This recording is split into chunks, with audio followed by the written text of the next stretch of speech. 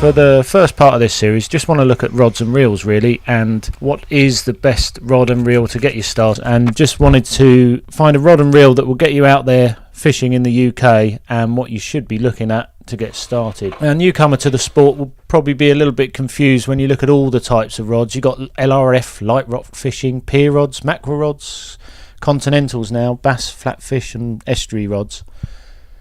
However, what we really recommend, what most anglers would recommend, would be a 12-foot beach rod, possibly 13-foot.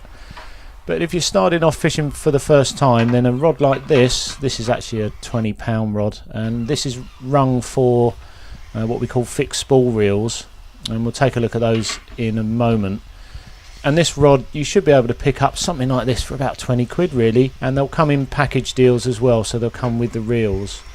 And maybe a few bits to get you fishing. So this rod here is pretty basic. You see it's got a little spigot joint here, and these are two equal 6-foot size.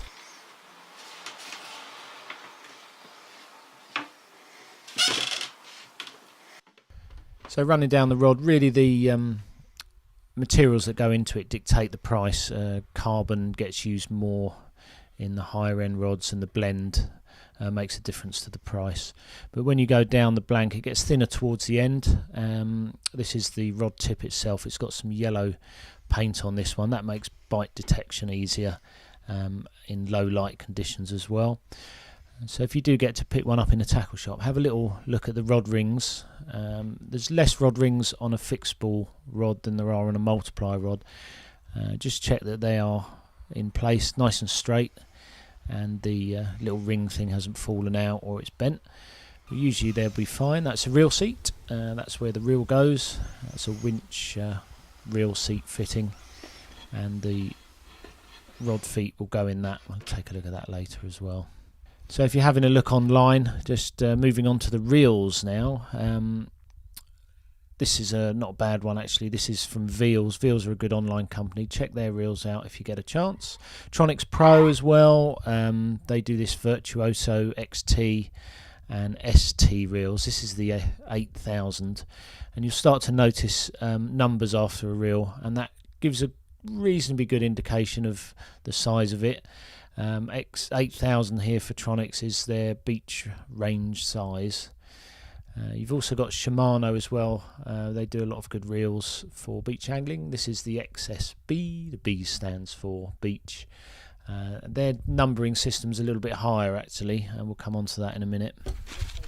So let's take a look here. This is my Penn Surf Blaster. This is the 8000. A little bit more expensive these, about 80-90 quid. You should be able to get one of them.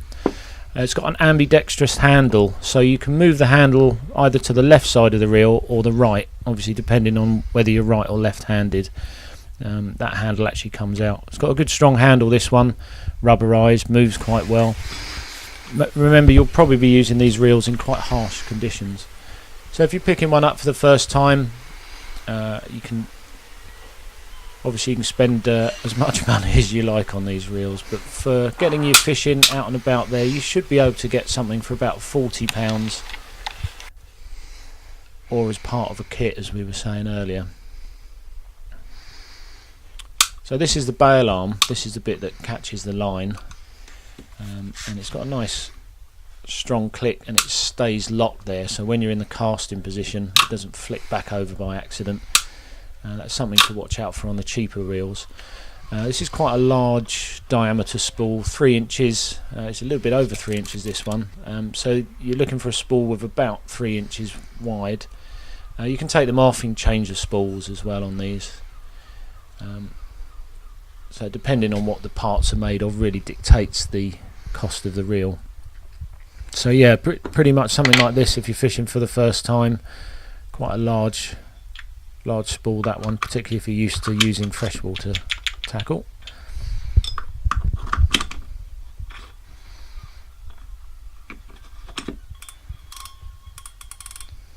And this spool actually works as like a drag system, so you can loosen the spool. Spin that back on. You can loosen the spool, and then if a fish takes line, it'll actually drag line off the reel if you want it to, and that handle actually tightens up. That button there that I'm touching will lock the spool as well. We'll take a look at that in a minute. So you back wind it just to tighten up that handle. I see a good example of a half decent fixed spool reel for beach fishing. I had a quick browse through Google using beach fishing or sea fishing tackle as a search, and most of the major tackle manufacturers do have a beginner's beach outfit, and they'll chuck in a lot of bits and bobs with that, and it's not a bad place to start even if you're doing it online. The other option would be to go into a tackle shop as well, and they've usually got some good friendly advice when you come in. Lots of rods and reels are designed for the entry-level angler or the holiday angler, and it's probably a good place to start. Electronics use the sort of 8,000, 7,000 sizes. Diawas vary between 5,000, 6,000 and larger. Shakespeare tend to use the double-digit ones, 70 or 80. Penn, 7,000 and 8,000, as we've seen. And Shimano's, find a little bit confusing with Shimano's, a bit bigger. So like a really big fixed ball with Shimano would be 14,000. Okay, so you've bought your first reel, and most tackle shops will put the line on for you, or it will come with a decent amount of monofilament line. General beach fishing, you can't go too far wrong with something like a 15-pound line. As I say, it should be on the spool for you, but if you need to tie it on, best not to use is this one. Wrap it half around the spool like that and do an overhand knot. That spool's seen better days, hasn't it? But yeah, do an overhand knot like that, and then tighten it a little bit. You always moisten fishing knots, and then you want to wrap that round the line again, so you've got it round the spool, a knot on it, and then you're going to do another overhand knot through there. Just have a little look at that. So you've got round the spool a knot that knots the bit going to the line you want to put on, and the running end of the line with the knot in it, and then you want to just tighten everything up. Again, you'd moisten at this point. The line that you're going to put on here, the mono line, would be 15 pounds. We're actually using 30 here just so you can see it a little bit better in the video, so it wouldn't be this thick and it actually wouldn't be this hard to knot down. But just squeeze that on, work it all the way back up to the spool, and that way if you run out of line with a fish on, you get some sort of mega fish that will take it down to the end of the spool. It should be nice and tight on the line, and that won't slip. That's a good knot, that one. The main thing is it just stops that slipping on the spool underneath. So there we go, that's very tight. That's called the arbor knot. I actually use nail clippers quite a lot, and you just clip those and that shouldn't slip. You put the spool back on. You see I've put the bail arm over there as well, and then you tie that, and then you screw that spool back on, put the bail arm back, and then the line sits in that guide runner in a minute. Tighten that right the way down, and then goes onto the winch fitting on the beach rod you see up there on the left. It's a little bit small, that reel there for beach fishing. As I say, refer to those earlier sizes really. And there we go. So the line's on the spool, and then it's running through the bail arm. And then if you look at this little diagram here, what that's showing through my very amateurish graphic skills, the line comes off the reel through the rod, and then over there on the right hand side you can see the what represents the spool of line, and you usually get about 300 meters, something like that, of 15-pound line on a fixed spool reel. And you can buy cheap holders on eBay. There's pictures there of 3. I'll put the links for those as well in the notes.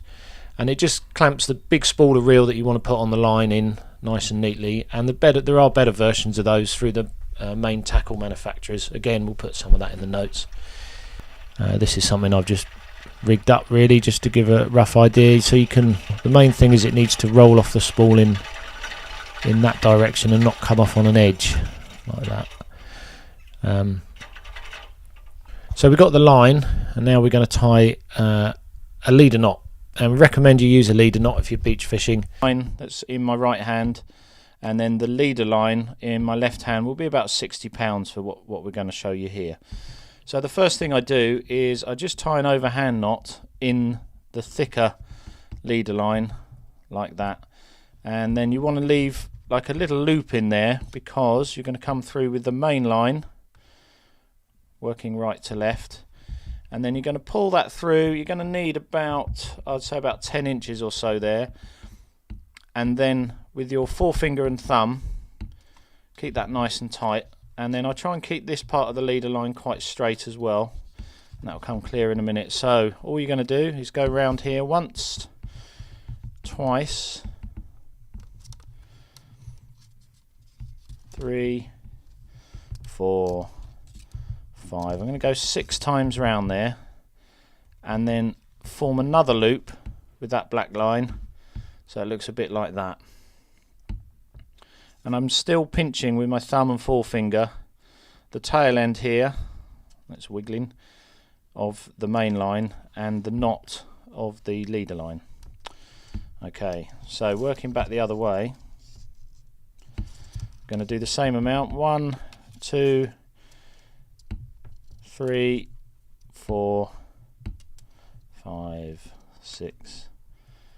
I go 7 there, and then hold that tail there. So as you can see, you've got the loop and then the line running through it one way and back the other. Okay, at this point you would moisten the line. So we moisten the line there, and then you're going to pull the tail end of the main line.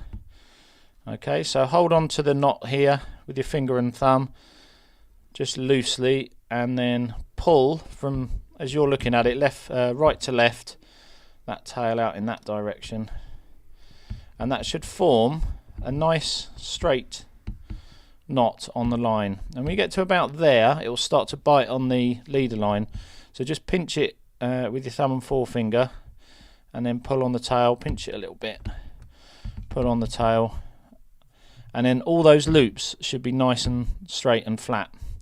Now you're going to pull that back in the other direction, but what's going to happen when you get to that leader knot is it will go through it if it's too wide. So when you get to about there, keeping everything tight, just pull the tail of that, maybe pinch the knot down a bit so it doesn't fall right the way through, and then when you get, and then when the two knots meet, they'll bite on each other like that.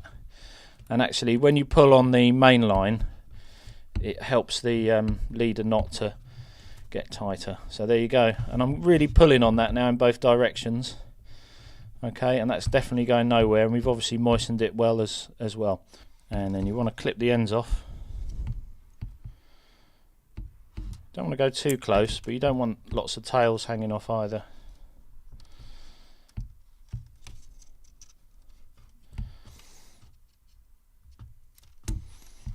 There you go, a simple, easy leader knot.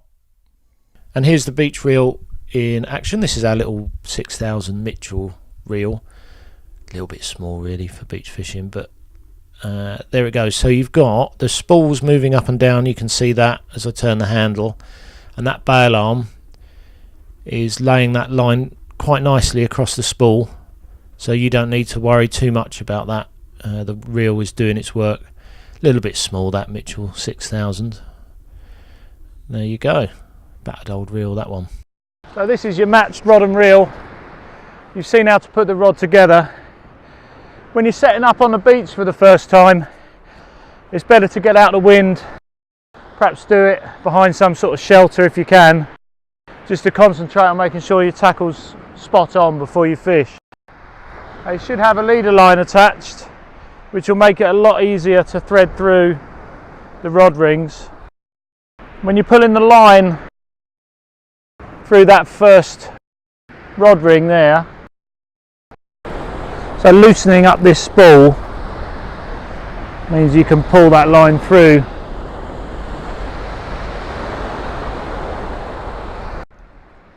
So thread the line through the rod rings one at a time. And that's it, we're all set up, ready for our first cast, and we'll take a look at that in the second episode next week.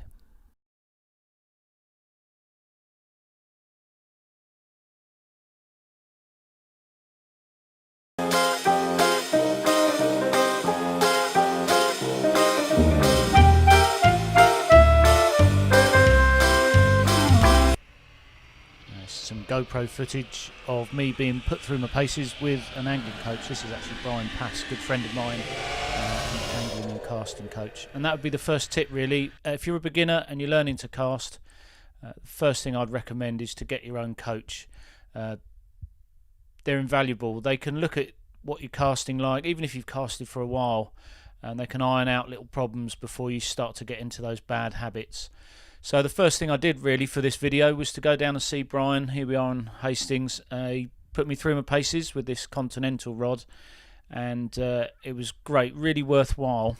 Now he was showing me an off the ground cast, a bright and an easy cast, but the first cast to learn as a beginner we'd recommend would be a basic overhead cast.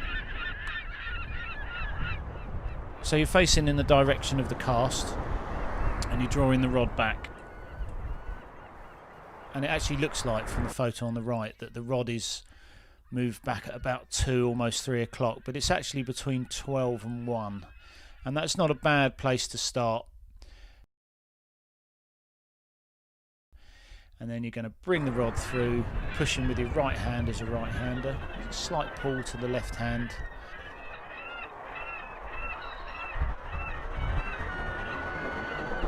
Rotate your shoulders slightly as well, you'll notice that when you get more into the cast.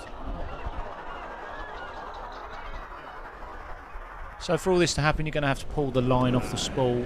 Take my index finger and tuck that into that part of the reel, and then clip the bail arm across. And so you want the line reasonably tight between your finger and the spool, and you want to be nice and relaxed. That line needs to be level with the rod eyes, and put it in there. And if you look at the bail arm, it's not going to catch on the line as it comes out either. So nice and relaxed, ready for the cast. Feet position's important. The thing with UK angling, of course, you're going to be casting off the sand in places and shingle and rocks. So if the direction of the cast is where that arrow is, you want to be somewhere like that with your feet in position. You do need to be quite relaxed. You'll find that your right foot tends to turn a little bit on the sand. Rocks can always be tricky for those of you fishing the deep rock marks or off boulders like this, so make sure you're comfortable in your foot position there, casting in that direction of the arrow. So you may need to compromise where you stand and maybe have a little practice first, just to see how your weight changes with the cast. And then the shingle as well, you want to get a good strong foot position. This is something Brian showed me earlier in the week. So you can dig down, move your feet in the direction of the cast. I've attached the tennis ball to the end of the line here instead of the lead. This is really useful actually if you're learning to pendulum cast, but here it's also showing us the drop. The idea of the overhead cast is that you're going to experiment with the length of the drop. You may have obstacles behind you and you might need to have a short drop, which will be say a quarter of the length of the rod, or a longer drop, which is almost, if you're fishing with a big gap underneath, you might even have half the length of the rod. So experiment with that. And this little diagram just explains the drop. So if someone's talking about the drop, it's the distance between the tip of the rod and then the bottom of the lead there. So I would start with a couple of foot and then have a really good experiment with length of drop, and you'll get used to the different lengths, because when you fish you'll be fishing over different sorts of terrain, won't you? So the idea of this off the ground cast is to get the compression into the rod quite early on. You won't get as powerful compression doing the off the ground cast as you do with the pendulum or off the ground even. but you can get a nice early bend in the rod, and obviously this does depend on the type of rod, but get that compression by pulling gently down with the left hand and pushing through with your right hand. And remember, your right hand's going to be the one with the finger on the line, and you could probably find a few faults with my weight there. I'm not perfect for that cast, but let's just have another look at that again. So your arms out, nice and relaxed. There's a little rotation of the shoulders, and then you're pulling gently with your left hand, punching through with your right hand, and you can see the compression there in the rod, and that's the power of the cast that you need. And then you want to keep your rod in that finished position, and then you're releasing just before that midpoint, and that is good for 100 yards with a half decent rod, and that's enough to get you out fishing. So there are more complicated and more powerful casts. We might cover that in future episodes, but to get you out and about fishing, have a go at the off the ground cast. I'd really love to know how you get on if you're fishing for the first time.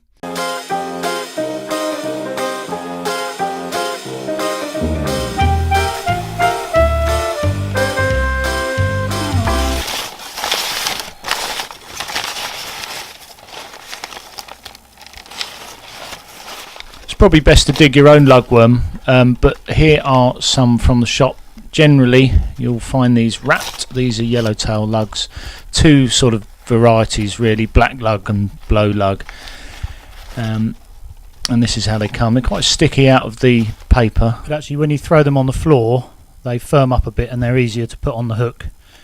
You've got the head part of it, which is on the right there, that's the bigger bit, and then the tail part there usually gets full up with sand. So you can actually nick that little bit of bait off. So we've got to try and get that onto the hook. Some people just nip off the little bit of the head there. All the good juices and stuff should be contained in the lug. So just nicking the tail part off there. So what you do is you take your hook in your left or your right hand, depending if you're left or right handed, nip that little bit off there, and there are different ways to put the worm on the hook. I'll just show you a basic way is to put the point of the hook directly through the middle of the worm, and then the idea is take your thumb and forefinger and just make sure that that point of the hook doesn't break the outside of the worm, and thread it all the way along over your knot. And you might need to pull both ends of the worm. You see where I'm doing it both ends there, so you just pinch gently, and then with the point of the hook, when you get right to the end, it can either come out the end or just nick it right towards the end, leaving a little bit of a tail after the end of the hook. And that's probably the simplest, easiest way to put a lugworm on the hook. There are a couple of sort of variations you might want to use when you're doing it. If you throw the worm down, it stiffens the worm up, and you can actually find it's easier to run along the shank of the hook. And then on your actual snood, the line that you're putting the worm on, some people put stop knots. You can use sort of power gum and sequins just to stop the worm going up the hook again. But for a worm like that, that's not a bad little bit of bait presentation. I've seen people put twists in the worm as well, and if the worm does blow and you get all the juices and the guts of the worm come out, don't worry too much, that still will attract the fish. So this is a peeler crab. It's not been moving much by the looks of it because those barnacles on its shell. Right, so the way to tell a peeler crab is just, you can pinch one of the leg segments, or you can just have a little look under the shell at that point, and you can see underneath there is a softer second shell developing, and it's that juicy bit underneath the hard part of the crab that we want to use as a bait. It makes for a better hook bait, and that should, this is actually a frozen peeler, but fresh is a lot better than frozen. Take that shell off, and then that's the bit of bait that you're going to want under there. And you've also got, if you turn the crab over, you can work your way through the bits of shell. You can smash the shell by sort of squeezing them with your fingers. You might find that easier. But if you get rid of all the bits of shell, you can pull the legs off. They'll come out at the knuckle there reasonably easy. And those themselves actually have a bit of bait in them as well. So particularly, it's quite a small crab, but if you crush this pincer, you can see underneath there is more bait, and you can use that to tip other baits. You might want to use it on a cocktail with lug, and that itself's not a bad bit of bait either. So you can retain those. They're usually quite expensive crabs as well to buy, and down our way on the south coast I've seen them, £1.50 for big crabs. So do try and get your own if you can during the spring months. There you go, a nice little bit of bait that.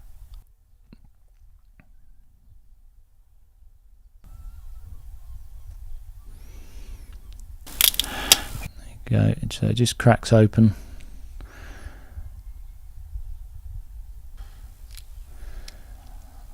That's the bit we want. Got the legs off there, and then just work your way through the crab. You'll see which bits are hard bits of shell. They should come off quite easily. These little side bits again, just quickly showing you. And when you get round to the other side, you'll see you've got the gills there, and those aren't needed, so those will need to come out. You can pinch those out and they'll come out quite easily, particularly on a frozen one. Failing that, you can just use the scissors and snip those off as well. So I'd suggest legs off. You can keep the legs on. You can have half broken shells on there, but I just really wanted to show you that what a crab looks like. There is a difference between male and female crabs apparently, with a more rounded thorax on the female, and the male one, I think that's a male, it's got a pointed side, and apparently the female crabs are better and catch more fish. Whether that's true or not, I don't know. At this point you could cut the crab in half, right through the middle, and use it as two separate baits. But what we're going to do here is cut this lungs or gills out. Snip that out, and we'll use this as a single hook crab, and we'll use this all as a single crab. So always match the bait to the hook size, or hook size to the bait. If you're using a single crab like this, I tend to just go through it twice, once on the narrower part of the crab and then through the big part, and then that sort of, it's a little bit more mushy this because it's been frozen. As I say, that's not as good as getting it fresh. And then you wrap that bait up. So I'm using the bait elastic there just to wrap the bait up. Just wrap it round and round and round so you contain as many of those juices as possible. And they're the bits that the bass absolutely love, smooth hound as well. Loads of species will go for a peeler crab. So that's not the best crab, that one, and it's not actually the best presented bait, but you do want to have a little bit of the gape of the hook there proud and the point showing. And you could put two peeler crabs on a single hook. So I think that one there, I'm using a 3/0 hook, but that makes an ideal bass bait, that one. Similar to the worm would be a sand eel as well. This would be a dead bait or frozen sand eel. You hook live sand eel slightly different, but this one tend to just nip off the tail section, and that aids with the casting, means it doesn't fly around and spin up like a bit of a helicopter. And for this one, similar to the lugworm, you want it to go right through the middle of the sand eel. And the fresher the sand eel, if you're doing this with a recently dead sand eel, this would be a lot easier because the skin's a bit firmer, and you can actually see they're translucent. So follow the line of the sand eel right the way through onto the hook. See, it's a little bit mushy, this one. And then bring the point of the hook out just before the gill cover of the sand eel. Some people actually cut the heads off. I prefer to keep the heads on. It's got that little trigger point of the eye for predatory fish, and then you want that hook to go through just before the head. And then again, you can use the bait elastic on these as well.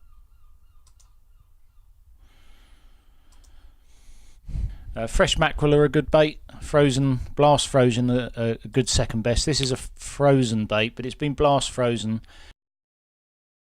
That keeps the skin in a better condition. So you can use a small bit of a tail fillet like that, similar to how you hooked the peeler crab. If you go in with the hook and back out again, the line will run through that little bit of mackerel. And you obviously want the hook point proud, and with something like this, matching it with that size of hook, again a 3/0 hook, I find the best way is something like that, and then plenty of this bait elastic.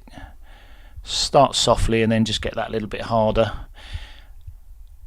and if you slightly overlap the wrap as well, that keeps the juices in nicely, keeps it a nice tight bait. It makes it a little bit harder for smaller fish to just sort of nick bits off it as well. And you can use all parts of that mackerel, just keep going and going with the bait elastic. It's a similar thing with squid, running the hook point through if you're just using squid. And with the head of the mackerel, I want the point of the hook here to come out on the tough bit of the head, like the top bit of the head in there. So I slide that in, roll that gape through, and then you're on the tough armoured part of the head. And when you pull the line through, there's a little bit of a twist there. There are loads of different ways of doing the head for mackerel bait, and I'm going to also again rely on the bait elastic here. I'm going to put loads of that round. This is a good autumn bass bait, particularly where people are gutting fish, you know, like from breakwaters and things like that. So you do need quite a bit of bait elastic here to aid that presentation. You can double up on the bait elastic, so 2 strands at the same time. It's just one way of doing the mackerel head. There are loads of different ways. Lots of people have got their favourite way. They'd look at that and say, no, this is how you do it, this is how you do it, blah blah blah. So that should get you up and running with some of the baits that you'll find commonly available in the tackle shop.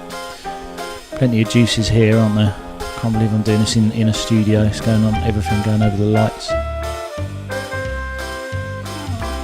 This is episode 4 of the Beginner's Guide to Sea Fishing. We've taken a look at rods and reels. We've had a look at bait in the previous episode, learned how to cast, and now it's on to episode 4, which will be on rigs.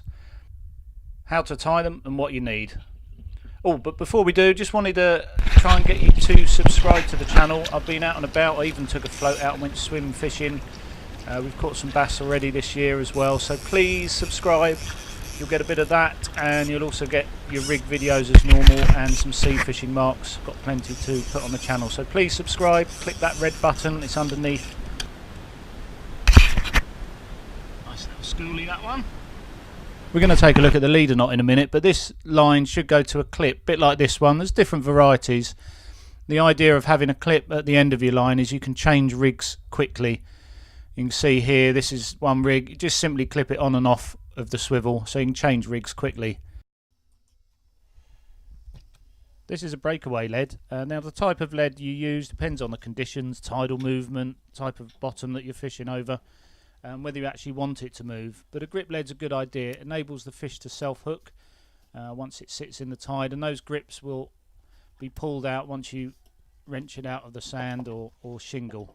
Another good recommendation would be to use a clip on one of these. Don't tie the line directly to it.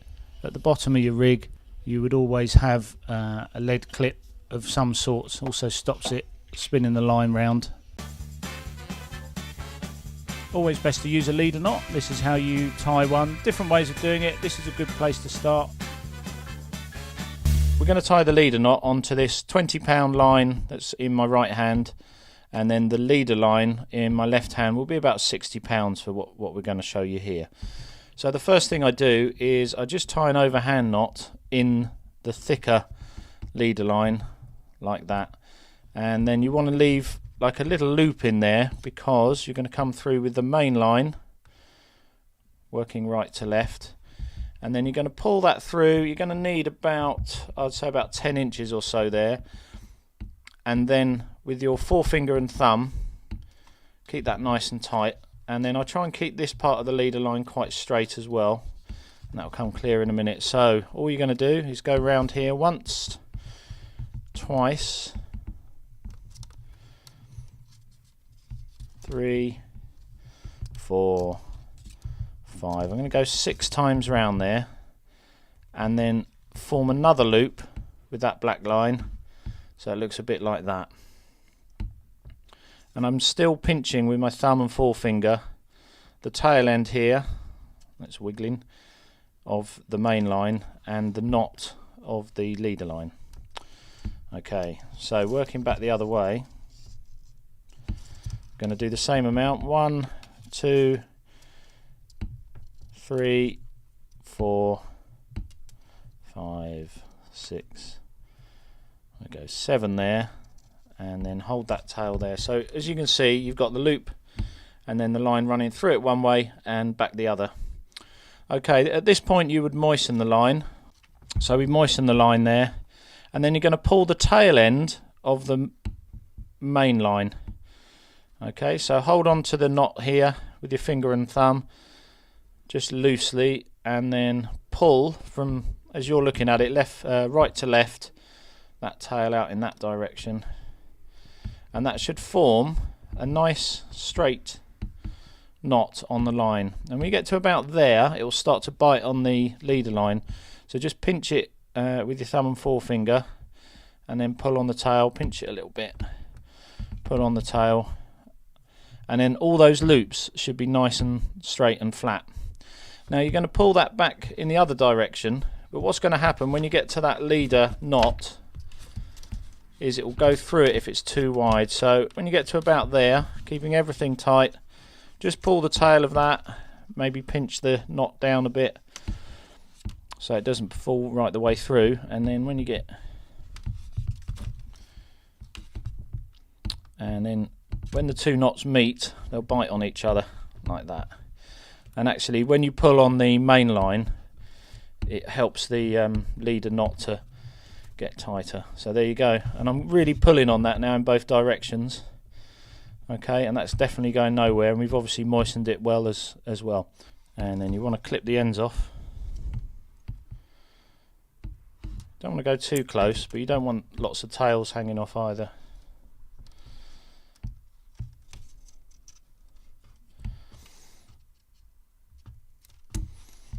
There you go, a simple, easy leader knot. The first rig we're going to take a look at is the 3-hook flapper rig. This puts a lot of bait in the water, can pick up a really good bait trail for the fish. Lots of match anglers use it. It's used as a bit of a scratching rig as well, so if the fish are hard to come by, this would be the rig to turn to. We're using greased weasel for the main body of the rig. This is £50 line, but you can use 60 or 70. They all work. This is my preference though, the £50. So we're going to measure out 1 metre, and using these toenail clippers, these are really good actually. Don't cut my nails with them, but they're good for cutting line. If you do that at an angle as well, like 90 degrees there, you'll find that that point will make threading on the terminal tackle a lot easier. So with the lead clip on our right hand there, I'm going to form a loop. I'll put my finger, this index finger, in there, okay, and then pick up the tail end. And at this point it's worth making sure that everything's quite tight, so you've got your left hand sort of pulling on the rest of the line and holding that tail between the finger and forefinger. And we go 1, 2, 3, and 3 is enough for this. You can do 4 turns, but £50 line, do 3 good turns there, then pinch the running end, that end there between the thumb and forefinger, keeping everything tight. You'd moisten the line as well, but you want to go back through the away you've come. 1, 2 and 3. Okay, make sure that that's got a bit of spit on it as well. Lovely. Okay, and then you're going to pull the tail, pull the other bit of line. You're basically going to move everything to tighten up that knot at the same time, and you'll find that the knot forms on the line itself. Just tweak it down, make sure that it forms properly, and then run that knot all the way back down to whatever you're tying it onto. So in this case we've got the lead link there. You've obviously got your meter of line here in my left hand. You straighten that out a little bit. Some people use old inner tubes from bikes to straighten that out. That's a good idea, but it hasn't got much of a memory, this greased weasel. And then obviously we just want to clip off this bit of line here. Don't go too close, just leave a little tag on the end. And then you want to slide down your items of terminal tackle. We're using swivels here, the size 10. They've got a 100-pound breaking strain. They're stainless steel eyes on these, marketed under different names, but that's what you want really, size 10s. And you're going to clamp those between 2 aero beads. Now the aero beads there have got a thin end and a thick end, and you want the thick end to meet the eye of the swivel. Okay, so even when you clamp those on using those crimps, it still moves round. Okay, so don't be afraid to clamp that really tight. We'll have a look at that in a minute. So you've got your crimp, your bead, your swivel, your bead, and your crimp, and then you're replicating that 3 times. We're doing the 3 hooks. Okay, so starting with the what will be the bottom hook. Okay, get the other ones out the way, and you just want to crimp on that first swivel. I use these crimping pliers to crimp my crimps, but you can use rounded nose pliers as well. Okay, so the first one that we're going to crimp will be nearest to the lead clip. So move the other bits out the way, and all you're doing is pressing down just very gently, and it just crimps it to the main line, and that's it. Now because we've got our aero beads the right way round, we can tuck that right in like that, so it's pushed right down, and then when you're ready you crimp it, and you should find that that swivel will move around in there even though the beads are sort of touching each other. At the other end you're doing the same knot on the larger swivel here, still a 100-pound breaking strain. This is a size 2 nickel swivel. Okay, so exactly the same knot. Okay, so exactly the same really, and then you've got your top assembly there of the crimp, the bead, the swivel, and slide that right up to the top. So you're now going to have one on the bottom which you've already crimped, and then this one where it's going to meet the main line on that larger swivel up there. So exactly the same thing again, you want to crimp that on. Here's one I made earlier. Always remember to moisten those knots as well, you don't need to see that again, and then slide it down to find the midway point between the top and the bottom swivels, and it'll be about there. You can measure it if you want, that's just the easier way of doing it.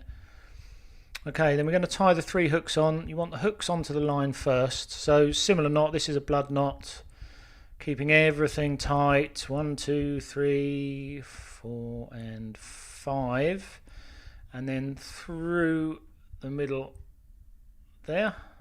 Okay, pinch it with your thumb and forefinger, and moistening, blah blah blah, and then pull it tight. Do give it a little check as well, you don't want to be using a dodgy hook. Occasionally you'll find a hook with a little defect in it, but those hooks are the B940s, the Aberdeen 10s, good for lugworm, ragworm and things like that. And you're going to prepare 3 of those. The snoods themselves are about 30 centimeters, I think it's about 11 inches, something like that. And I'll have the details underneath. So very important to make sure that the hooks don't cross over as well. That's the top snood coming down there, working right to left, and when you look at it, that hook misses the swivel of the second hook down, and in turn the middle snood shouldn't hook up on the bottom one, so it's just over the top there. And then your bottom snood is the one that sits with the weight on it. That'll fish off the bottom and catch all the fish. I tend to tidy my rigs up and put them on these little rig winders, but you can use bags as well, or rig wallets obviously. A lot of these rigs incorporate a stop knot. This is a video we've made before. I'll just quickly show you this, and all you're doing really is going around 5 times, keeping everything nice and tight. And then when you've gone around 5 times, you form a loop and go 5 times round back the way you've come. Pull it nice and tight. If you like these sort of videos, please subscribe. Now the 3-hook flapper rig is great over clean area, estuaries, shingle, open beaches and things like that. But for a rough ground rig, come up with this very simple rig. We've got a metre of 50-pound grease weasel. We're going to tie that swivel onto it. The usual knot, which is 1, 2, 3, 4, 5 turn through the hole, pull on the swivel, tweak that running end through, clip it there. Next thing you want to do is get about 10 inches off the other end and then double it back on itself, and all you're going to do is put a figure of 8 onto this, so that's round once and then back through like that.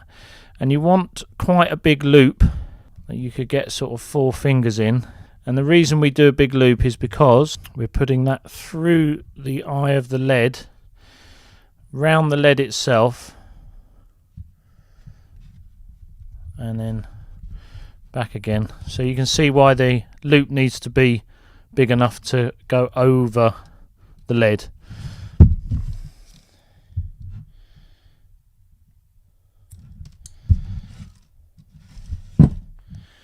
This isn't for the 6-ounce leads, and you're not going to win any competitions with this rig, but it really is just quick to tie, and it's good for the snags as well.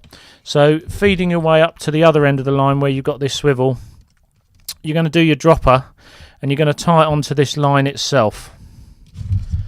So 10 inches down from the swivel, you're going to double up the line and you're going to do 1, 2, 3 turns round, and with that loop in your left finger and thumb, you're going to go back through that one and then tighten that up. Okay, and then you want to take the swivel in one direction and the bit attached to the weight in the other, nice and tight. Now, although that's 50-pound line, that's sort of weakened it a bit doing that knot, but it's enough to hold a fish, particularly a wrasse, sort of dogfish over the rocks. Give that a good test by pulling it either side.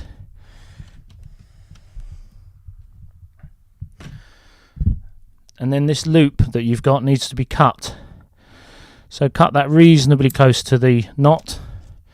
Test it again, see if there's any give. Test it in all directions. So what you've got here is the swivel coming off on one direction, the lead in the other, and you're just going to put the hook on that end.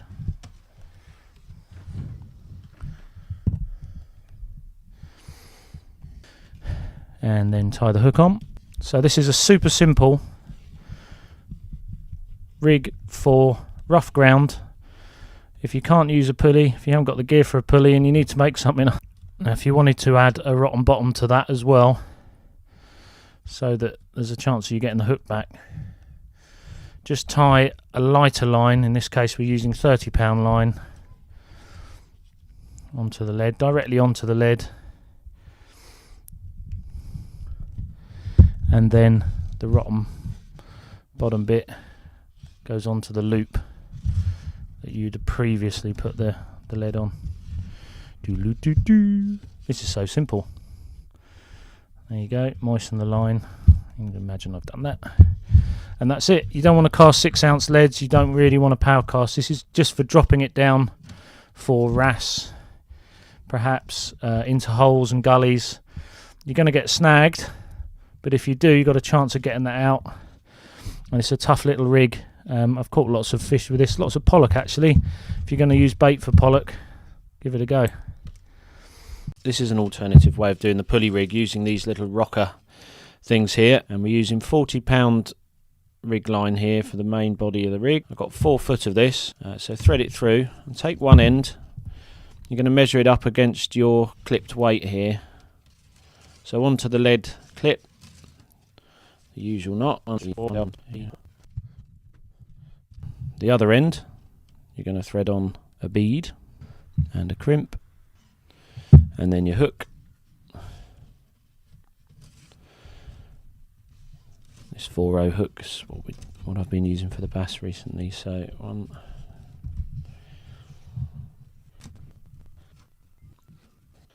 and then to find where you put the crimp, put the hook on that clip there. Take the 2 equal parts of line, should be about 2 foot each of those. Keep following them down to there. Okay, and then you just want to crimp that bead there, just underneath that little pulley. And that works just like any of the other pulley rigs you've seen in the videos we've done. So when the fish takes a bait with this,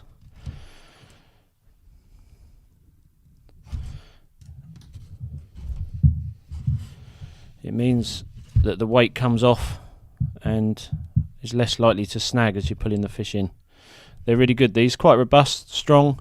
And then this clip here is the bit that goes onto your main line. So there you go, it's still a pulley rig, but you're just utilising these little pulleys. Please subscribe, and don't forget our free ebook as well. We've got quite a few people signing up for this one. This is the 15 tips to catch bass in 2018. Thanks for watching, and I'd love to hear your comments.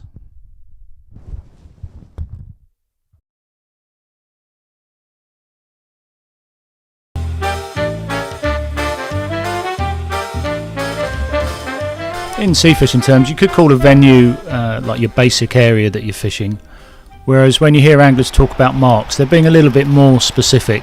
So you're unlikely to hear a sea angler, for example, give away the location of a specific mark, as these could be individual rocks or boulders, and these would tend to hold habitual fish. However, thanks to the UK's variety of bedrock, you've got tidal flow and coastal industry, it offers a huge variety of angling venues. You've got man-made structures like harbour walls and breakwaters, and these are often a good fishing platform, allowing access to deep water, negates the need for long casting, and it's a nice flat casting stage on some of these, and they're good for beginners. Another good place to start, and you've often got easy access to fish, of course, rivers and estuaries. You see a lot of junior anglers start here, and they do produce some amazing catches of fish as well, so check out estuaries and rivers. You've got mixed ground. These areas will have a mixture of sand all the way up to boulders in the intertidal zone, so it's a good place to try perhaps for your first bass. You've got rocky reefs, fishing over boulders. Now these boulders preferably would have a lot of weed on them. The reason for this is that the fish are hunting for the quarry things like crabs and prawns, and they can be found hiding here. However, there can be areas of uneroded hard rock. These are the ones that jut right out to sea, and this can provide a change in the current and the depth. And again, it gives a natural feature that can attract the fish and aid your fishing. Piers are an ideal fishing platform, a great place for the beginner to start. A lot of people start their sea angling on a pier, and you can learn from other anglers, of course. You can have a safe fishing platform. It's usually nice and secure. The pier structure is also attractive for fish as well, and it provides that access to deeper water, again without the need for a large cast. Even large, flat, open beaches can fish well. They've got a large tidal zone. Surf beaches, things like the southwesterly facing storm beaches as well, can be a magnificent place to catch fish. Inch Strand in Ireland, for example. And these venues are very interesting after a storm. They throw up all sorts of catches. And you've got your deep water rock marks. These are typical of the West Country, North Wales, places like the Llyn Peninsula, and also huge parts of Scotland. And the bedrock itself doesn't dissolve in the water, so you don't get that cloudy sort of look to the sea that you'd get on the south coast where there's chalk, for example. So where do you start? Well, the obvious choice is perhaps start close to where you live. Have a look at some of the roads leading out to the coast. If you're close to the sea, then this opens up a lot of possibilities. You've got the added advantage of being able to pick and choose the weather conditions, tidal states, and if word gets out, for example, that the mackerel are in or there's some good bass being caught, you can get down as soon as possible. But if you perhaps lived in the east of the country, you'll find miles and miles of open beaches. This is the Suffolk and Norfolk coastline, for example. It's certainly a good place to get really good at casting. You've got the southwest. This will provide ample of opportunity for a wide range of angling techniques. Scotland has some huge inland lochs. I'll provide a few links to some videos for fishing in Scotland after this as well. If you're up that way, you might also consider your access to these areas. So start to look at the names of the venues close to you. So while you're sitting at home and you want to find somewhere to fish, you haven't been fishing before, check out the magazines. Sea Angler has the main readership, I think, still, and that often has marked reports, usually written by a local. There's online forums. They'll have your latest catch report, and the biggest online forum, WSF, which is the World Sea Fishing, is a good one on here. You'll get more up-to-date news there than the magazines provide, and individuals will sort of keep you posted on how well a mark's fishing. If you're just starting out, there's a number of great piers in the UK. You can definitely find a few locals to get tips from, as they'll often fish the venue regularly and respect their space. But I find most anglers are happy to reach out and give you a hand on piers as well, so that's got the other advantage. Whatever your choice of venue, get down there at low tide. See what's happening over low tide. Each venue will have a better time of tide or weather to fish in, and it is simply a case of putting in the hours really to get to know it well. Have a look at this mixed ground mark up here. This is a very low tide, a spring low tide. You can also consult charts and OS maps too. You've got the Explorer range at 125,000. These are great fun. You could be fishing a venue that hasn't even seen a rod in line for years, so don't be too afraid when you get a bit more confident to go off the beaten track, explore somewhere new, and go in with a hunch that could make that catching that fish at a new venue even more rewarding. It does sound a bit of a cliche, but do try and think like a fish. In our video on bass marks, there are some commonalities, and in time you'll see those. Our podcast with bass expert as well, Shane Joy, he talks about how to fish a fishing mark for the first time. I'll put a link for that at the end of the video as well. Deeper rock marks are different altogether, so you obviously got a large depth of water here, and sometimes these venues will involve a bit of a walk. You've got to be a bit careful with steep cliffs surrounding it, but the fishing can be worth it. Larger fish like pollock, conger, rays, bullhuss, they can all be caught by just dropping the bait into a likely looking hole. And then of course you've got the option of using a lure as well in this lovely clear water as well. It can make that lure fishing really fun. Please subscribe if you found this information useful. It'd be great to have your comments, and if you listen to our podcast with Shane, then please let us know with a review on iTunes. Otherwise, I hope you'd subscribe. We've got a couple more of these beginners videos to come, and thank you very much for watching.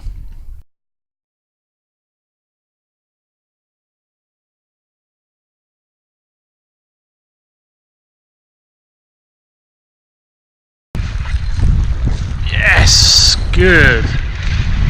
This is better.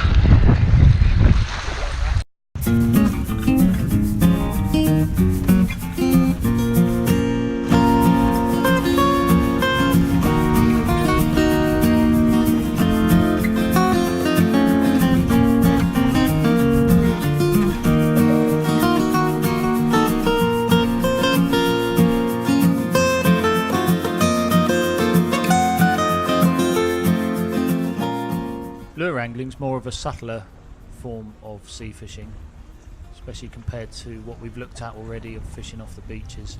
You're using lighter lines, smaller rods. I tend to use braid as well with fluorocarbon as a leader. You can see here I'm fishing some very clear conditions actually. This is down near Hastings. It's quite rare to have the water this clear down there. Lure fishing is more conducive to the sort of southwest, so places like Dorset, Devon, Cornwall of course, and then all the way up the west coast there you get some amazing conditions, really good for lure fishing during the spring and summer. This is great fishing here in October. So the sort of species you get lure fishing are the predatory species, your mackerel, bass, wrasse. I've even actually had a flounder on a plug as well. The idea with lure fishing is your lure is a bait fish.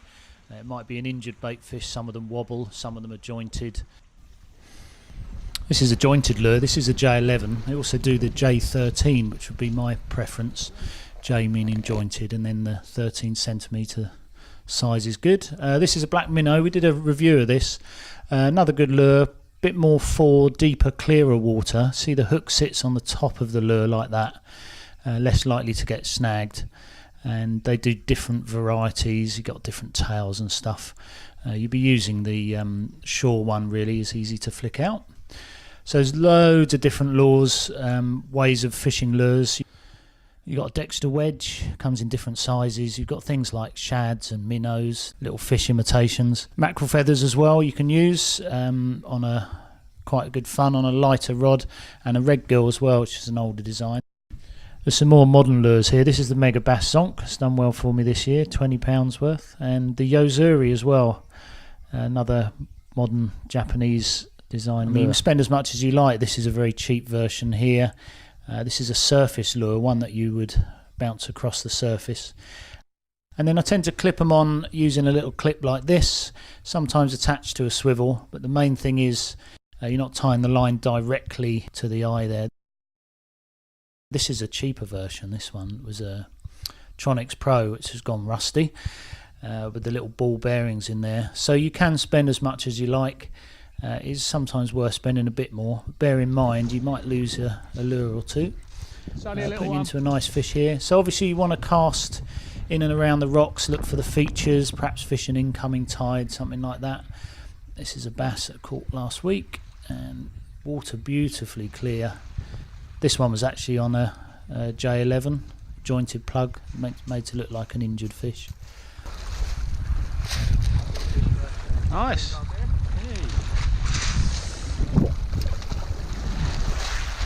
Well done, sir. Lovely fish. Well done, my friend. I've got a little popper on here.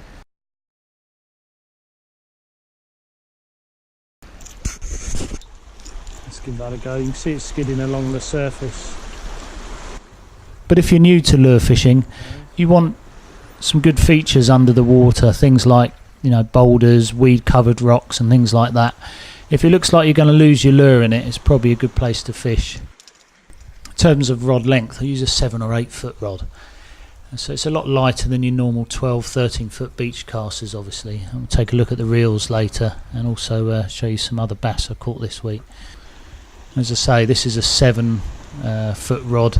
I used to do lure and plug fishing with 11 foot rods just to work the lure, but this is much better for modern lures. You need a bit of flexibility in that rod, nothing too stiff really. And you'd be amazed how close in some of these fish come, particularly the bass. We'll take a lure in about a foot of water at times. Always a chance of a wrasse here as well. This is the J11. You see how it moves, it's sort of got that jointed action. It's meant to imitate injured fish or wounded fish. Always good to give your lures a little outing and see what they actually look like, and that will help you with the speed of the retrieve. You're going to retrieve fast or slow. With the saltwater reels, you're going to want a fixed spool with the drag on the front. It's a lot easier to manage. A lot of freshwater reels have the drag at the rear, but when you're playing a fish, you can change that with one hand as well. So as for the reel itself, always braid. This is an X-Age 3000 type spool. I think it's a 2500 reel. Don't get too bogged down with the numbers. Always recommend going to the tackle shop for that. I use 15-pound braid. You can go 20-25-pound braid for snaggy areas as well, and you really notice the bites and the takes with braid as well. It's a great type of line to fish with. So this is quite a budget reel. This is a Shimano reel. I've also got this Daiwa one as well. and this is a similar sizing, a 2500 size reel. Again, load it up with braid, and we're going to put fluorocarbon as a leader on the braid as well. Again, you can pick these reels up. This one was just 15 quid, so you can get them quite cheaply, or you can spend a lot of money on something like this. I just tend to batter these reels around a bit, so I always go quite cheap. It's a little bit more invisible in the water. And for joining the braid to the fluorocarbon leader, we use the FG knot. It's probably the simplest and the best, strongest knot to use for joining the main line to the leader. So fill the braid right up to the lip of the spool, and then fluorocarbon goes on that using that knot. Probably about 5 foot's enough. Some people like double the rod lengths. And this one here coughed out him. So it's predatory fish that we're after. That was a bass coughing up a little whiting. Look. In terms of the amount of hooks, this lure's got 3 treble hooks, all with the barbs on them, and I think that's too much. And of course it can do a lot of damage, not just to your hand but to the fish as well, so it'll foul hook other parts of the fish. So taking a bit of advice from more experienced lure anglers is suggesting maybe cut down on the amount of hooks you use, so you could perhaps lose that one. Make those hooks barbless as well, so take that barb off using some pliers, and even go to the extent of putting a single hook on the rear there as well.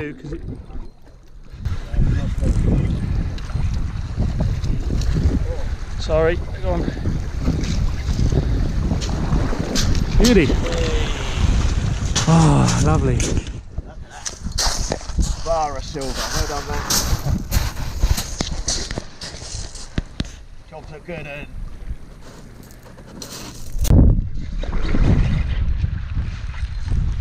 Yes, good. This is better. Doesn't always go according to plan. That hit it well. Ah! So get out there and give it a go. You'll still catch lure caught fish into November. Season starts around about June as well. Once that water starts clearing up, the fish are catching bait fish. It's a great time to get out there. Keep it nice and simple. Even a small fish is great fun on this sort of method.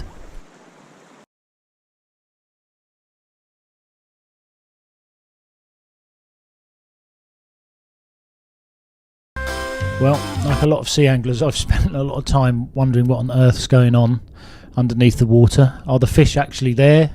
And if so, what on earth are they feeding on? I've spoken to a lot of anglers over the years, and everyone's got their own little ideas about watercraft. And I thought I'd bring some of those together so we can perhaps look at some of the things you should be thinking about when you're fishing along the UK's coastline. So looking here at a Friday, 7th to the 12th, you've got a low tide there at 5:27, the high tide's at 10:48. And then on the same day, goes back down to the low tide at 17:47 and back up to high tide right in the evening there. And the figures there, you can see that you've basically got 2 high tides over the course of that 24 hours. And you see these figures in brackets. These are the height of the tide, and these will change depending on where the moon is in relation to the sun, and we'll come on to that in a minute.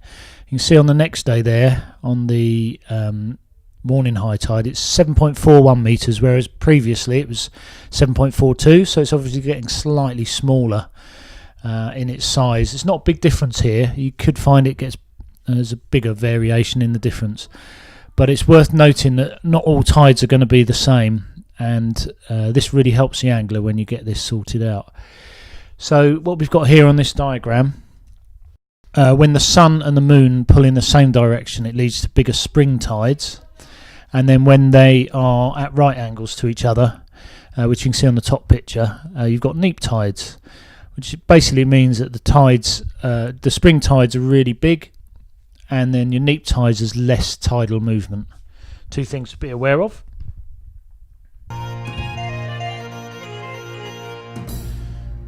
Weather, of course, affects the fishing, and some people say an easterly wind, you don't catch fish or when the wind is in the east, you catch the least. It's not exactly true, but it is definitely worth considering the wind direction. That does affect locally how places fish. An onshore wind that is making fishing difficult as well. So always check out the wind, and then if you do catch fish, you want to make a note of the direction that the wind was moving in as well. Big storms are always interesting. Not necessarily fishing in the storm. You're unlikely to catch in really rough weather. It's what happens after the storm, particularly on a beach, flat beach. You can find that the storm has dislodged a lot of bait fish and bait. Things like lugworm, razors might be washed up. And that's a good time to target fish like bass and even cod in the winter, because they come and get easy pickings that have been pushed out by that storm.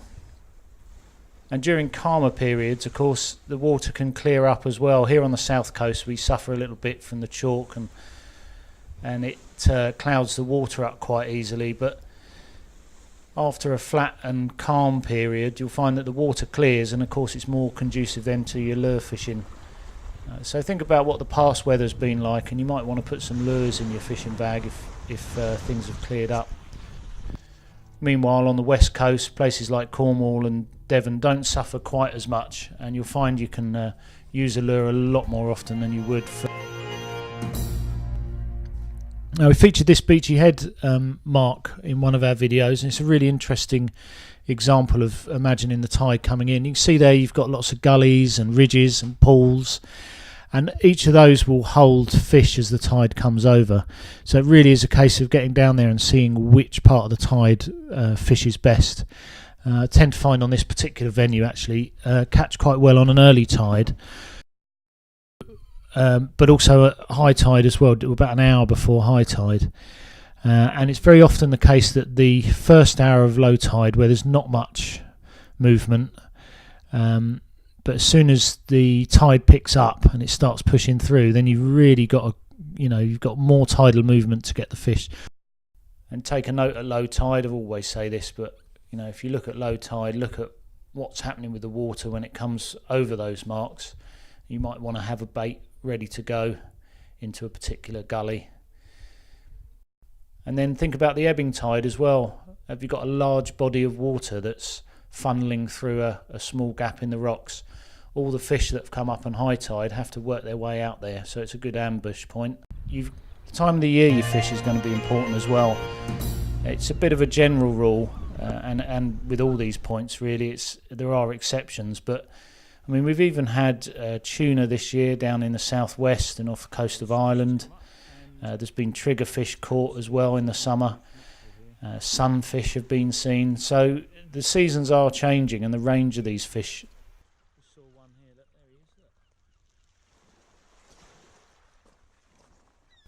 Generally, I wouldn't fish till April or May when the peeler crab molt. And these peeler crabs sort of see the first run of fish. The flounder will feed off this. The bass, of course, love hunting through the gullies for the peeler crabs as well. So it sort of kick-starts the season in spring. You can also get a spring run of codlin some places. Chesil Beach will see some codlin there. Yeah, things really start to happen. You'll start catching your first place as well in spring. And then that moves forward to summer, where you've got smaller bait fish in the water, so the lure fishing for the bass becomes a little bit more viable, and things really kick on from there.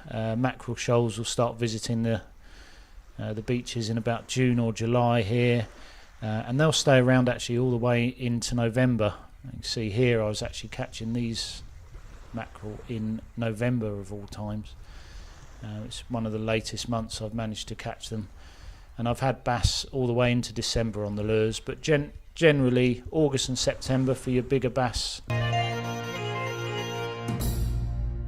And then what are the fish actually feeding on? Well, down here in Teignmouth we're having a look at what we found in the rocks here. You've got a hardback crab, lots of crabs here. Just one scoop of the net finds plenty of prawns as well, so it's a good indication of what the fish might feed on as that tide floods and ebbs.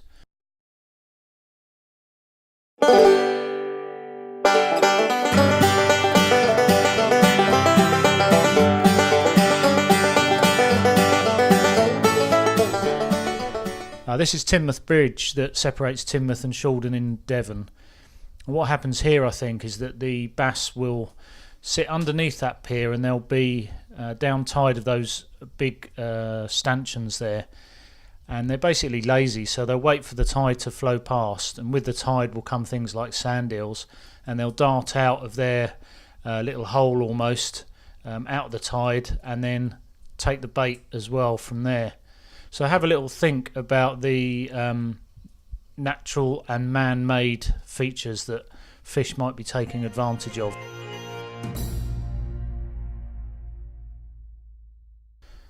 And the other thing I'd mention is I think we all need to take notes as well.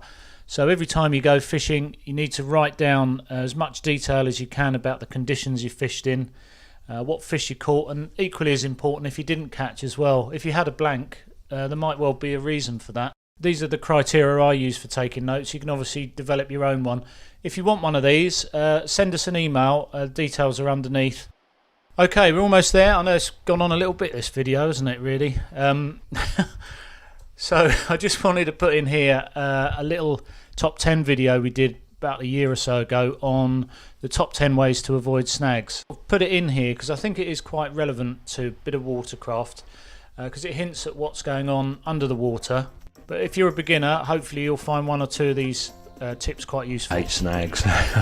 One of the best things you can do is get down at low tide, find the really snaggiest of snaggiest rocks, try and avoid them when you start fishing.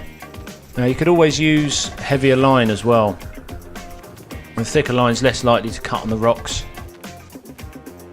What about your rod tip? If you've got your rod tip at a higher angle, then you're less likely for that line to drag in the surf and get you into snags. And if you've got a fish on, then it's time to retrieve that fish and the terminal tackle a little bit faster than you normally would. You don't want to miss the fish, but it's worth bringing it in quite quickly so you don't snag up.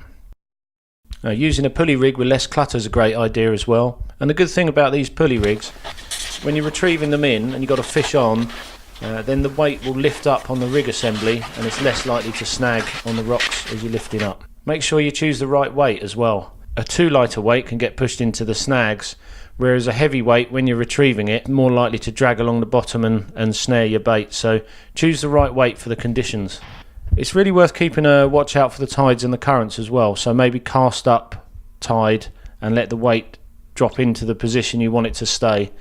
And that way you're less likely for it to be pulled across to a snaggy place. Thinking slightly outside the box, just don't bother to bottom fish at all. You can use these fish black minnows. They've got their hook point at uppermost and they're really hard to snag. And of course the other thing you could do is use a float as well. Another thing you can do is get a grip lead and get the wires and just turn those at right angles, or even get a lead with really long grip leads and then turn those out at right angles, each of those in turn with some pliers. And the good thing about that in theory is when it drops down near a small little crevice like that, it should stop it going down those smaller ones, and that's the worst of the snags. Those you're not getting it out when the lead drops down and gets stuck, so use those grip leads at a right angle. I'm going to shoehorn in the old downloading Google Earth Pro as well. I absolutely love this program. We've done a video on it before, but you can actually see tidal patterns, you can see individual rocks and boulders and snaggy areas, particularly if you're fishing a new mark and you're not sure about the snags. Then have a look at Google Earth Pro. I'll even leave a link at the end. But before we look at number 1, there's plenty more things you can do. You've got to know your venue. You can practice at that venue as well. You'll get to know exactly where the snags are. I've used underwater photos and videos in the past. You got the benefit of knowing what fish are actually under the water in clearer conditions, of course. I've used float markers as well with old bottles. I can cast the bait to the bottle, particularly between 2 big structures where I think the fish are running. And then fixed spools, you get a faster retrieve with fixed spools over most multipliers. My number 1 tip though would be to use one of the rotten bottoms. So it's basically a weaker bit of line tied onto a stronger bit of line, and the idea is if the lead part of the rig gets trapped, it snaps off. So I've got 40-50 pound here, and then the thinner black line is 20 pounds. You just hook that on there. It won't take a power cast, but it will get you out of the snags, because that will come off, and then if it does get snagged, it will snap off, and that will leave you with the hooks and hopefully the fish on the other end as well. And there you go, that completes number 6 of our 7-part guide to sea angling. It'd be great to have your comments. As I say, I'm not professing to know everything here, but I just really wanted to start some dialogue as to what's going on under the water.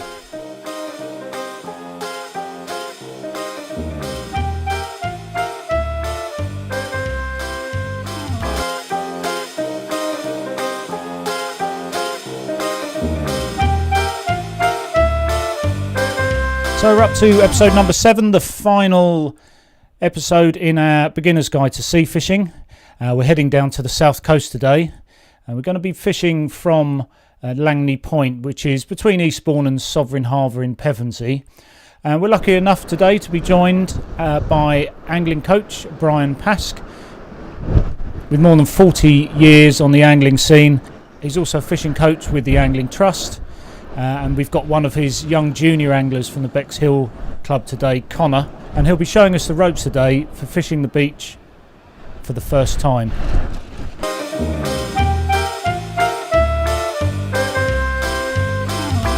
So first port of call, something we always recommend is the local tackle shop. Brian picked up his bait here, so I met up with Brian and Connor down in Pevensey Bay in Angler's Den, the tackle shop. And as we always recommend, if you are starting angling for the first time, and even more experienced anglers, do pop in at the local tackle shop any opportunity you get.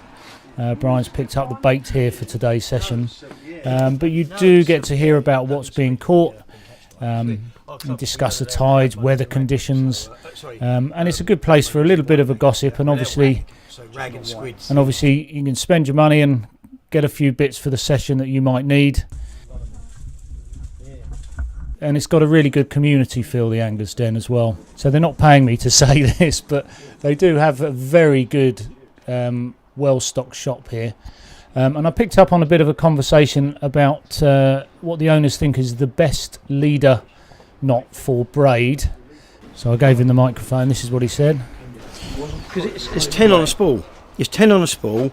It's supple. It's two-tone in colour, and it's 0.28 to 0.57. But it's, if you read it on there, it says it's 24 to 75 pound breaking strain. It's the best leader on the market by a mile for anyone using braid, by a mile.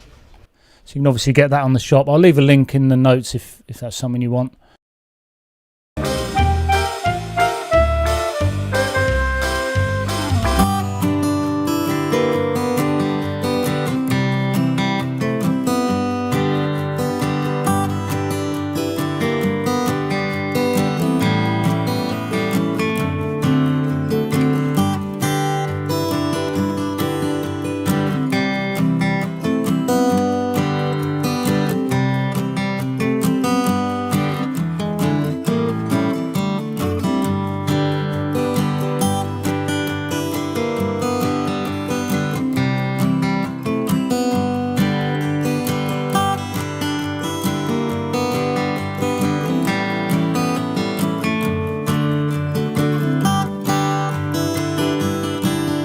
Okay, so Connor, if you want to release the drag off the top of the reel, and then we can take the line out, unclip it, and making sure it's underneath the bail arm if you want to put it through the rod rings. I hold the rod and you carry on, and just make sure it goes through the rings and doesn't go across the rod blank itself.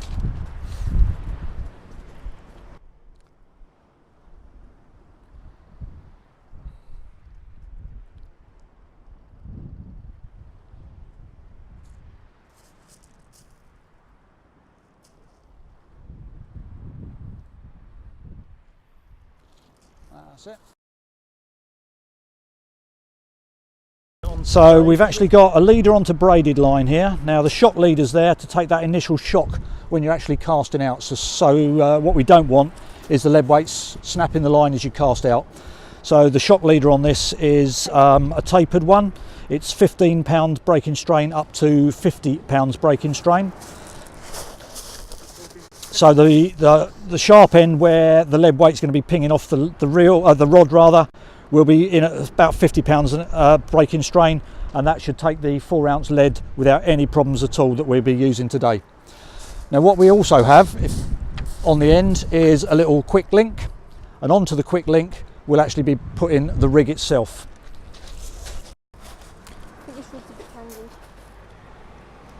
Now the rig we're going to be using is a little 2-hook flapper, which Connor's now going to attach to the quick link on the end of the shock leader. Excellent, and on the other end of that rig and onto that one we're going to snap a 4-ounce breakaway style lead weight.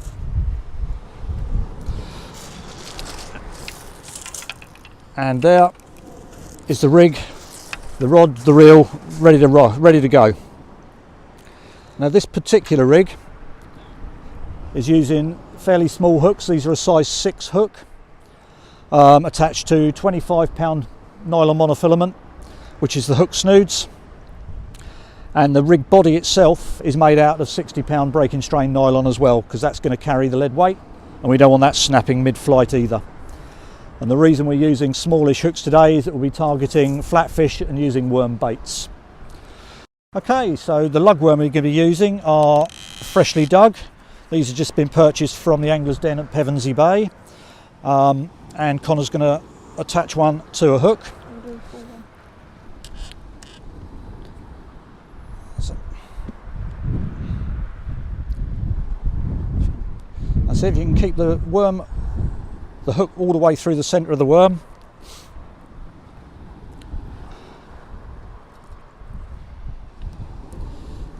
Because we're actually targeting flatfish, he's going to use about half of this particular worm because it's quite a big one. So pop it in the palm of your hand, and it's a nicely presented bait with the hook point sticking out. And on the other hook we'll actually be putting a ragworm. Which end's which? So these have got little pincers, and that's slide your fingers right up to the mouth end. That's it. And if you pop the hook in through the mouth, that's it. Pop the hook into there, and then it can't bite you. So if you can keep the hook point all the way through the centre of the worm, if you can, threading it on.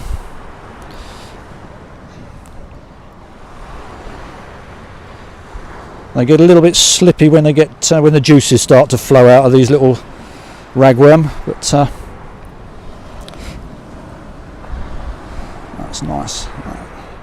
Okay, right. Just thread that one through a little bit further for you, so just mind your fingers.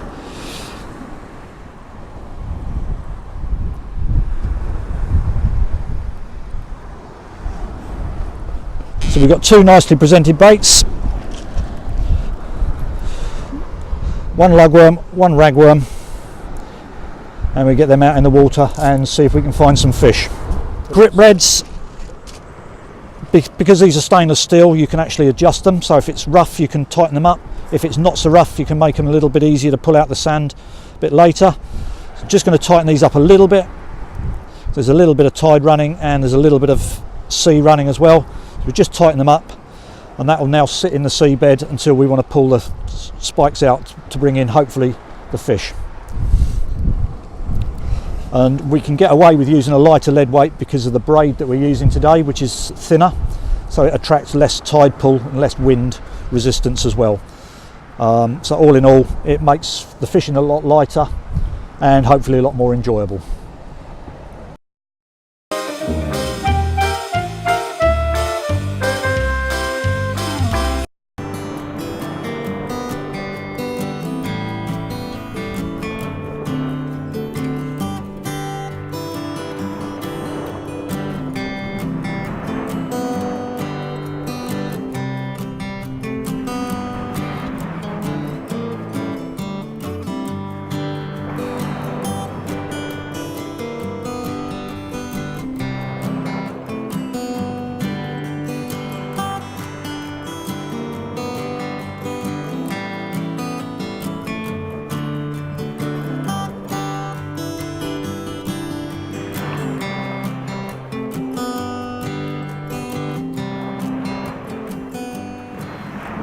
Okay, what we've actually got here today, Connor, we're fishing low tide at Langley Point in Eastbourne. Slightly off to our right as we're looking at the sea is a bit of a mud hole, which is about 70-80 metres out. We've had some good sole out of that in the past, but a little bit nearer, the shingle bank goes down into a bit of a dip. It's quite deep water. It runs into a sand area as well, so we can pick up all sorts of fish out there. There's flatfish, bass, smooth hounds, whiting and codling in the winter, so it's an all-round good venue for different species of fish. If it was calmer, we'd have a chance of some mackerel around as well this evening, but it's a bit too rough for that, so I wouldn't expect to see any, but you never know. So obviously what we're waiting for at the moment, where you are out, is about 45 metres or thereabouts, so you're right on, you can just about see where the clear water is, about that sort of distance out. It's a little bit rougher inside, where the sand deposits are picked up, so it's a little bit murkier. So where we are in that clearer water, we'd hopefully be in with a chance of some multiplier reel setup. I prefer mine to be low on the butt itself for pendulum casting. The actual setup, putting the line through the rings, is exactly the same as with a fixed spool reel. And again, I use the quick link, which you may just be able to see. Use that on the butt so I can get a longer drop when I'm pendulum casting, and that allows the cast itself to be slower, so if you make a mistake you can actually recover from it. If you have the line shorter, any mistakes tend to be a little bit dangerous as far as the lead getting snapped off is concerned. More forgiving. So yeah, it's very much more forgiving. Same with your tapered leader, is it? This has got a tapered shock leader, which is 15 through to 60 pound breaking strain, and as you can see, it's a Alibu 6500 Rocket CT Chrome. Classic. It's a bit of a classic reel, absolutely. It's got its own inbuilt braking system as well, which you can adjust to suit the individual that's using it. So when the occasions that I do teach anybody how to use it, we can wind the brakes up quite reasonably tight to prevent any overruns with it, and as you get more used to it, you can ease it off and get further distances.